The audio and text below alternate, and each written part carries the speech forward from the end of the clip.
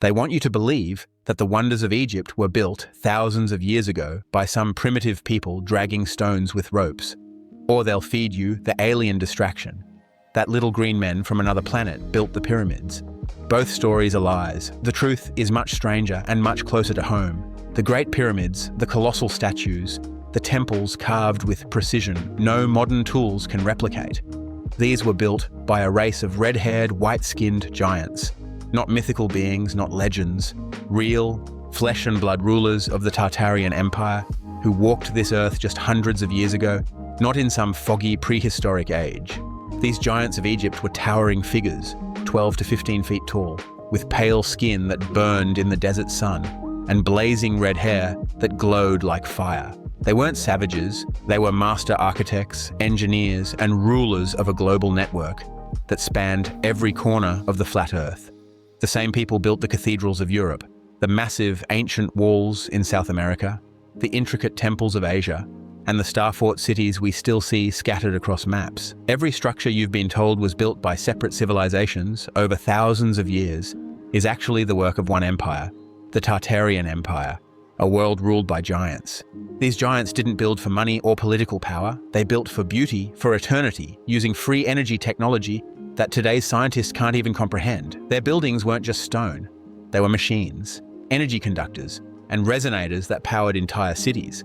The pyramids weren't tombs, they were power stations, part of a network that connected the world. And at the center of one of their greatest cities was Egypt, a jewel of the Tartarian world. The lives of these giants were nothing like the dusty, slave-driven, ancient Egypt you've been sold. They didn't walk alongside camels, they walked alongside dragons. They didn't rely on horses or donkeys. They had woolly mammoths and giant ground sloths as their companions, beasts so massive that they could carry hundreds of stone blocks with ease. These animals were not prehistoric. They existed alongside humanity until the last reset, until the destruction of the Tartarian Empire. The lie of the dinosaur was created to hide this truth.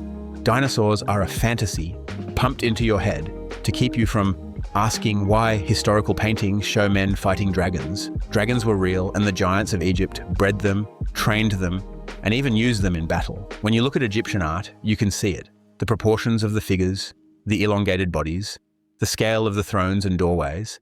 It's not just stylized art. These were attempts to depict real beings who dwarfed normal humans. But the mainstream archaeologists will tell you it's symbolic because they can't admit the truth. The rulers were literally giants. Red-haired, pale-skinned rulers wearing golden gemstones, standing taller than two men, holding weapons and tools that no ordinary human could wield. And just like the rest of the Tartarian world, they were wiped out. Not by some slow passage of time, but by a cataclysm, a deliberate reset.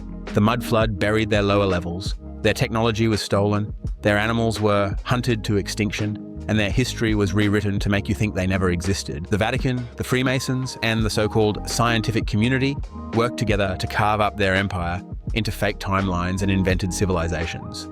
The truth was replaced with fairy tales about pharaohs and slaves, about ancient aliens, about bones that are millions of years old. Think about the Sphinx. They tell you it's weathered by thousands of years of wind and sand, but the real erosion patterns match water damage, the kind you'd get from massive floods just a few hundred years ago. Evidence of the last reset is staring you in the face. Underneath the sands of Egypt, under modern cities, there are entire levels of buried architecture, enormous stone doors, machinery, and artifacts sized for beings far larger than us. The red-haired giants weren't just rulers, they were guardians of knowledge. They understood the true map of the world, the lands beyond the ice wall, the real resources of the even. That's why their memory had to be destroyed. That's why the reset happened. And it's why the same powers that hide Tartaria today are racing to demolish or renovate every old world building left standing. Because if you see the patterns, the arches, the impossible masonry, the giant doorways, you'll know the truth. The same hands that built the pyramids also built the castles of Europe, the mosques of Asia, the star forts in America, and the monumental structures in Australia. Egypt was not an isolated civilization. It was a capital city of the giants. Its obelisks were energy transmitters. Its statues were not art, but depictions of real rulers.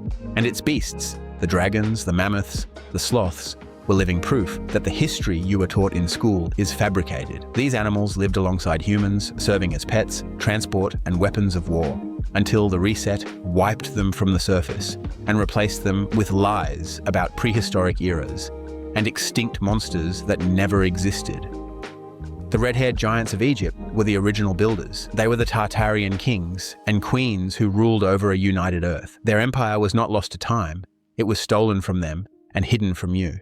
And today, all that remains are the ruins they couldn't destroy in time, the fragments of truth buried under layers of fake history, and the whispers in ancient art of beings so large, so powerful, that the very idea of them would shatter the foundations of the modern world. You've been told that Egypt is the beginning of civilization. In reality, it was just one city in a worldwide network of giant-built marvels, and once you see that, you'll never look at a pyramid, an obelisk, or an old-world building the same way again. The giants built it all, and the proof is still right in front of you.